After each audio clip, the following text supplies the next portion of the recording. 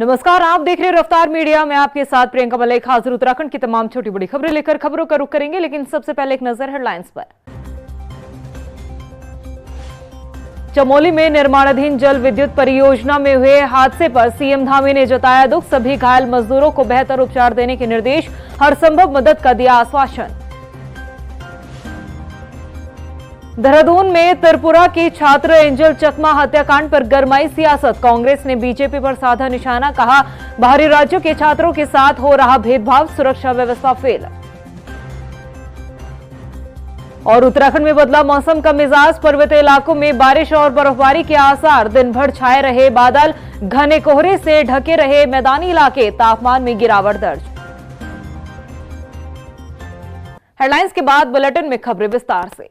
चमोली जिले में टीएचडीसी की निर्माणाधीन विष्णुघाट पीपलकोटी जल विद्युत परियोजना के अंदर दो लोको ट्रेन के आपस में टकराने से बड़ा हादसा हुआ है, जिसमें करीब 70 मजदूर घायल हुए हैं। घायल मजदूरों का अस्पताल में इलाज चल रहा है। आपको बता दें कि जिस वक्त ये हादसा हुआ उस समय जल विद्युत परियोजना के भीतर 100 से ज्यादा कर्मचारी काम कर रहे थे। हादसे पर मुख्यमंत्री पुष्कर सिंह धामी ने भी गहरा दुख जताते हुए घायलों को हर संभव मदद का आश्वासन दिया है। क्षेत्र के पीपलकोटी के आसपास का जो क्षेत्र है वहाँ पर टीएचडीसी का एक प्रोजेक्ट चल रहा है। वहाँ पर आपस में कुछ क्रेनों में काम करते समय ये घटना घटी है, लेकिन कोई ऐसी हानि नहीं हुई है। चोटिल जरूर हुए हैं वहाँ पर 50-60 लोग। मेरी सर्वे आज प्रातःकाल ही वहाँ के जिलाधिकारी और वहाँ के वरिष्ठ पुलिस अधीक्षक से वार्ता हो गई है। सभी को उपचार दिया जा रहा है। सभी लोग शीघ्र जल्दी स्वस्थ हों, मैं भगवान से प्रार्थना करता हूँ और हर प्रकार से ऐसे लोगों का इलाज किया जाए, उनको सभी सहायता प्रदान की जाए, इसके लिए। देहरादून में त्रिपुरा के छात्र एंजल चकमा की हत्या के बाद अब मुद्दे को लेकर सियासत शुरू हो चली है। मुख्य विपक्षी दल कांग्रेस ने छात्र के साथ हुई घटना के लिए बीजेपी सरकार को जिम्मेदार ठहराया है। कांग्रेस पूछ रही है कि आखिर देवभूमि उत्तराखंड को किस राह पर धकेलने का काम बीजेपी सरकार कर रही है। रिपोर्ट देखिए।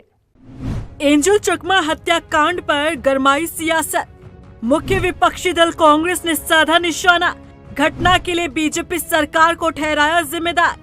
त्रिपुरा के छात्र एंजल चकमा की देहरादून में हुई हत्या मामले में धामी सरकार सख्त है। इस हत्याकांड को लेकर जहां सीएम पुष्कर सिंह धामी ने सख्त कार्रवाई के निर्देश दिए हैं, तो वहीं प्रदेश में शिक्षा ग्रहण करने आए पूर्वोत्तर सहित सभी बाहरी राज्यों के छात्रों की सुरक्षा सुनिश्चित करने के लिए भी ठोस कदम उठाने की बात कही गई है। लेकिन अब इस मुद्दे को लेकर सियासत गरमाती दिख रही है। त्रिपुरा के छात्र के साथ जो कुछ हुआ, मुख्य विपक्षी दल कांग्रेस ने इसके लिए बीजेपी को जिम्मेदार ठहराया है। कांग्रेस के पूर्व प्रदेश अध्यक्ष करण माहरा ने सोशल मीडिया पर पोस्ट कर कहा कि जिस राज्य ने हमेशा शांति, भाईचारे और अतिथि देवो भव की परंपरा को निभाया, वहीं अब छात्रों को उनके चेहरे और रंग देखकर भारतीय होने का सबूत मांगा जा रहा है। ये बदलाव संयोग नहीं, बीजेपी सरकार की नाकामी का परिणाम है। करण माहरा ने पूछा कि आखिर देवभूमि उत्तराखंड को किस राह पर धकेल रही है बीजेपी सरकार। हे ईश्वर, कुछ ऐसा कर कि इन दुष्टों से भारत माता को हम बचा सके और भारत के नागरिकों की, वो चाहे कहीं रहते हैं, उनकी सुरक्षा कर सके। मणिपुर जलता रहा और प्रधानमंत्री सोता रहा, इससे बुरा और उदाहरण क्या हो सकता है। और आज जो एंजल मरा है, इसने उत्तराखंड में भी के नाम पे भी एक धब्बा लगाने का काम कर दिया है। धामी जी जागिए, कुछ कीजिए और अपराधियों के खिलाफ सख्त कार्रवाई कीजिए, चाहे वो पेपर लीक में हो, चाहे वो महिला अपराध में हो, चाहे वो ऐसे एंजल जैसे लोगों को मारने वाले लोग हों।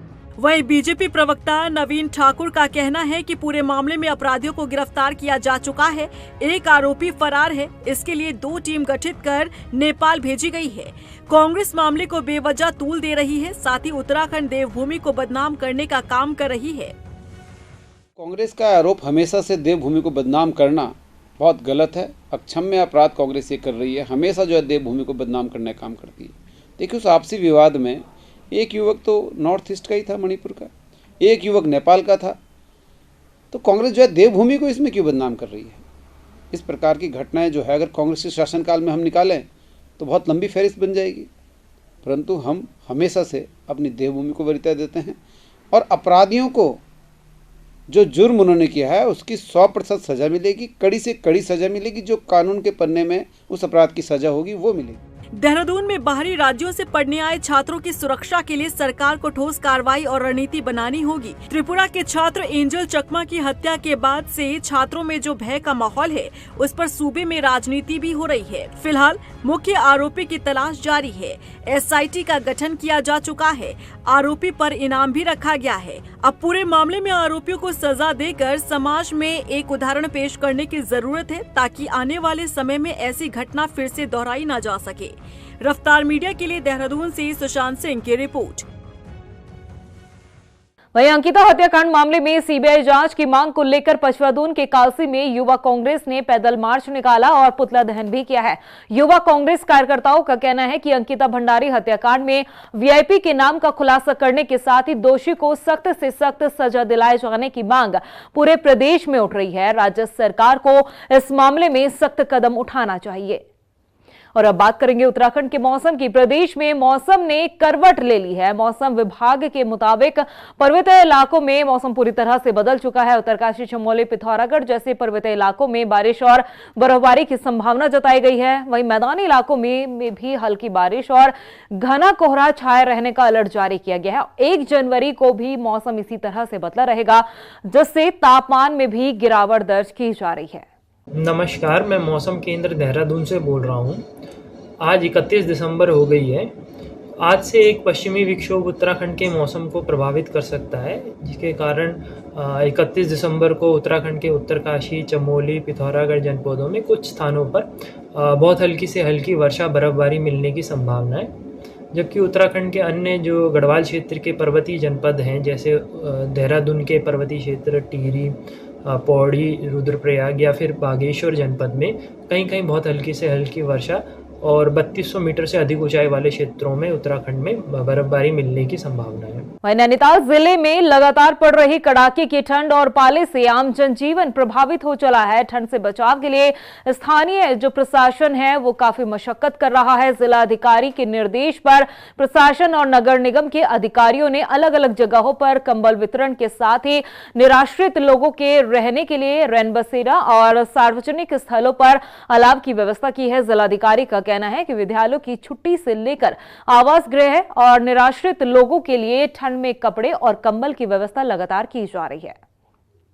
लहर के दृष्टिगत अभी पौष मास शुरू होते ही जो पारा है वो काफ़ी तेज गति से लुढ़का है और मैदानी हिस्से में कोहरे की व्याप्ति देखने को मिल रही है। तो इसके दृष्टिगत जितने भी हमारे म्यूनसिपैलिटीज़ हैं सबको पर्याप्त राशि रिलीज की गई है। चौराहों पर अलाव जलाने के निर्देश जारी किए गए हैं।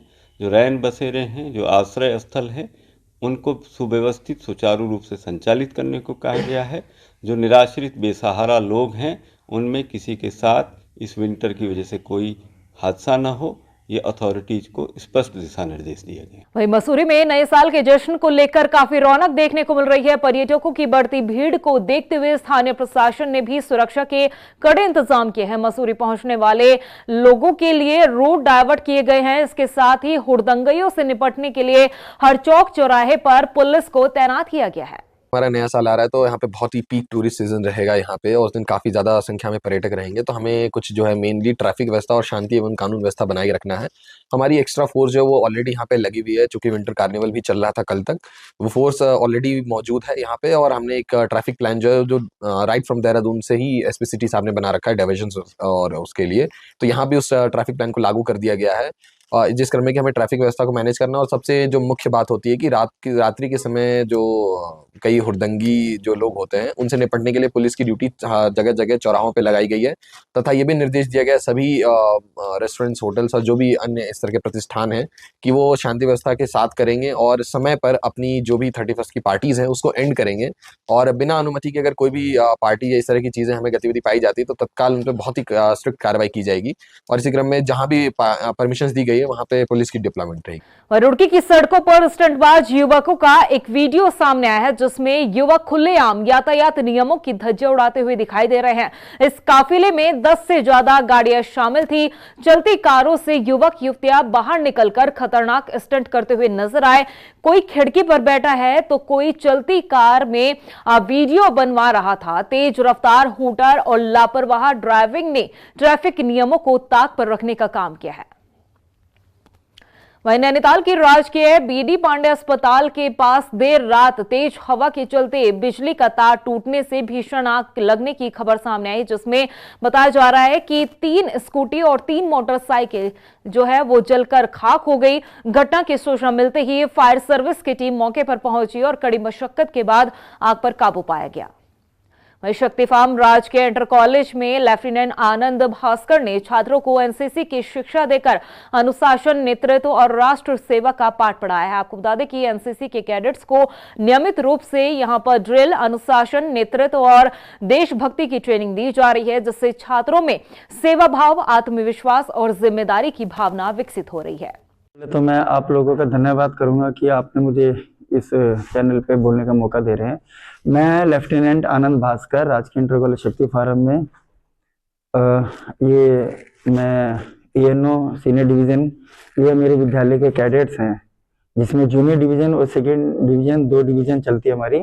सीनियर डिवीज़न में हमारे 50 कैडेट्स हैं और जूनियर डिवीज़न 56 कैडेट्स हैं। टोटल 105 कैडेट्स हमारे इस विद्यालय में हैं और बच्चे हमारे कैडेट्स बहुत अच्छा अनुशासन और डिसिप्लिन में रहते हैं और बराबर अपना क्लास लेते हैं। वहीं आपको बता दें कि गदरपुर में बंगाली समाज की तरफ से भी अंकिता हत्याकांड मामले को लेकर अब आवाज उठाई जा रही है। इस पूरे मामले में बंगाली समाज की तरफ से जांच की मांग राज्य सरकार से की गई है। हमारे बहन उर्मिला तनवर जी को धन्यवाद करना चाहता हूँ कि डरे हुए 2-3 साल बाद अपनी आवाज उठाई, क्योंकि वो देख रही थी जो आवाज उठा रहे थे उनको जेल में ठूसा जा रहे थे।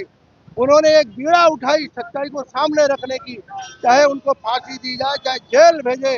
मैं उनको धन्यवाद करना चाहता हूँ। और आज पूरे भारत, उत्तराखंड एक पवित्र देवभूमि स्टेट है। इतनी बड़ी अत्याचार माननीय पुष्कर सिंह धामी जी के नेतृत्व में ये लोग आज तक दबे हुए हैं। उत्तराखंड का ऊर्जा विभाग सरकारी विभागों से बिजली बिल के भुगतान करवा पाने में असमर्थ दिखाई दे रहा है, लेकिन वहीं उत्तराखंड में आम जनता का 2 महीने का बिजली बिल बकाया रह जाए तो बिना चेतावनी लाइन काट दी जाती है, मगर सरकारी विभागों पर यूपीसीएल कुछ ज्यादा ही मेहरबान होता हुआ दिखाई दे रहा है। रिपोर्ट देखिए। उत्तराखंड ऊर्जा विभाग का दोहरा रवैया, सरकारी विभागों पर करोड़ों का बिल बकाया, आम उपभोक्ताओं को बिजली बिल में नहीं मिलती राहत। आखिर सरकारी महकमों पर ऊर्जा विभाग क्यों है मेहरबान? आम उपभोक्ताओं के लिए यूपीसीएल के नियम बेहद सख्त है, 1-2 महीने की देरी और बिजली गुल। लेकिन जब बात सरकारी विभागों की आती है तो ये नियम ढीले पड़ जाते हैं। प्रदेश के करीब 80 सरकारी विभागों पर 446 करोड़ रुपए का बिजली बिल बकाया है। ये पैसा कब और कैसे मिलेगा, इस पर किसी का ध्यान नहीं और ना ही इसकी कोई रणनीति है। सबसे ज्यादा बकाया वाले विभागों में बेसिक शिक्षा विभाग पर 92 करोड़ रुपए बिल बकाया है, पब्लिक वर्क डिपार्टमेंट पर 31 करोड़ रुपए बकाया है, पुलिस विभाग पर 26 करोड़, हेल्थ डिपार्टमेंट पर 20 करोड़, टेलीफोन विभाग पर 11 करोड़, जिला प्रशासन पर 12 करोड़, फॉरेस्ट विभाग पर 12 करोड़, नगर निगमों पर 14 करोड़, नगर पालिकाओं पर 21 करोड़, केंद्र सरकार के विभागों पर 18 करोड़ और अन्य राज्य के विभागों पर 14 करोड़ रुपए बकाया है। ये वो विभाग है जिन पर बड़ा बकाया है। इतना बड़ा बकाया होने के बावजूद न किसी विभाग की बिजली कटी है और न ही किसी जिम्मेदार अफसर पर कोई कार्रवाई हुई है। हमारा जो है पूरे साल का टारगेट करीब 12,000 करोड़ का है, जिसमें से हम 7,000 करोड़ के आसपास लागे हैं। 1,000 करोड़ का मंथली हमारा असेसमेंट होता है और उसके बाद 1,000 करोड़ के आसपास हमारा एरियर है। तो ये लगभग हमारा 12,000 करोड़ कंप्लीट हो जाएगा। इसमें आपके चैनल के माध्यम से मैं यह भी अवगत कराना चाहता हूं कि हमारे जो सरकारी कनेक्शन है, सरकारी माने स्ट्रीट लाइट, जल संस्थान और जल निगम और इरिगेशन डिपार्टमेंट में, इसमें हमारे स्ट्रीट लाइट में करीब 82 करोड़ के पास हमारा बैलेंस बचा हुआ है। हम लोग लगातार शासन से और संबंधित नगर पालिका अध्यक्ष से और नगर निकाय में हम बात कर रहे हैं, लगातार उनके संपर्क में हैं। तथा हमारे जो जल निगम, जल संस्थान और इरिगेशन में है, इसमें 300 करोड़ के आसपास हमारा पैसा आएगा। इतने बिल हमारे पास सत्यापित भी पड़े हुए हैं। हम लगातार जल निगम, जल संस्थान के संपर्क में हैं, लगातार बातचीत कर रहे हैं। और इसके अलावा जो हमारे घरेलू कनेक्शन हैं, कॉमर्शियल कनेक्शन हैं, इंडस्ट्री के कनेक्शन हैं, मैं यहाँ बैठकर भी हमारे जितने फील्ड के अधिकारी हैं लगातार उस पर काम कर रहे हैं। वहीं मामले में एक्टिविस्ट कहते हैं कि आम जनता के साथ दोहरा रवैया होता है, लेकिन मेहरबानी सिर्फ सरकारी संस्थानों पर दिखाई देती है। वहीं एक्टिविस्ट ये भी कहते हैं कि इस लिस्ट के कई विभागों के डिवीजन बंद हो चुके हैं, जिसमें बेसिक स्कूल भी बंद हो गए हैं, तो उनका पैसा आखिर किससे और कब वसूला जाएगा, इसका जवाब किसी के पास नहीं है। उनका ये मानना है कि इसका भुगतान भी शायद आम जनता से ही बिजली की दर बढ़ाने से होगा। बिल्कुल सही कह रहे हैं। यूपीसीएल की जो कार्यप्रणाली है वो हमेशा संदेह के दायरे में रही है और यूपीसीएल के अधिकारी कमरों से बाहर निकलकर राजस्व वसूली पर कभी ध्यान ही नहीं देते। इनका सबसे बढ़िया यह है कि नवंबर के बाद दिसंबर में ये अपना राजस्व पखवाड़ा चलाकर राजस्व वसूली करते हैं, लेकिन उस पर भी सिर्फ आम उपभोक्ता को ही टारगेट करते हैं, जबकि आम उपभोक्ता की किसी की भी लाइट काटने के लिए 15 दिन का लिखित नोटिस देना चाहिए। आज हमारे अरबों रुपए सरकारी डिपार्टमेंटों के पास बकाया है और उसके बाद कई डिपार्टमेंट के ऐसे नीचे उपकरण हैं जो बंद हो चुके हैं। अब वो वसूली किस तरीके की होगी? और जबकि मुख्यमंत्री का विभाग होने के बाद राजधानी देहरादून में यह हाल है, तो दूर दराज क्षेत्रों में क्या हाल होगा? इस बात से ये अच्छी तरह समझा जा सकता है। यूपीसीएल के कानून कागजों में बराबर है, लेकिन अमल में फर्क साफ दिखाई देता है। सरकारी दफ्तरों में बिना बिल चुकाए भी बत्तियां जलती हैं और आम जनता महंगी बिजली का बोझ उठाने को मजबूर है। यही है उत्तराखंड के ऊर्जा विभाग का गजब का हाल। रफ्तार मीडिया के लिए देहरादून से सुशांत सिंह की रिपोर्ट। प्रदेश की खबरों में इतना ही, फिर हाजिर होंगे कुछ और खास खबरों के साथ। तब तक के लिए मुझे दे इजाजत, नमस्कार। चमोली में निर्माणाधीन जल विद्युत परियोजना में हुए हादसे पर सीएम धामी ने जताया दुख। सभी घायल मजदूरों को बेहतर उपचार देने के निर्देश, हर संभव मदद का दिया आश्वासन। देहरादून में त्रिपुरा की छात्र एंजल चकमा हत्याकांड पर गरमाई सियासत। कांग्रेस ने बीजेपी पर साधा निशाना, कहा बाहरी राज्यों के छात्रों के साथ हो रहा भेदभाव, सुरक्षा व्यवस्था फेल। और उत्तराखंड में बदला मौसम का मिजाज, पर्वतीय इलाकों में बारिश और बर्फबारी के आसार। दिन भर छाए रहे बादल, घने कोहरे से ढके रहे मैदानी इलाके, तापमान में गिरावट दर्ज।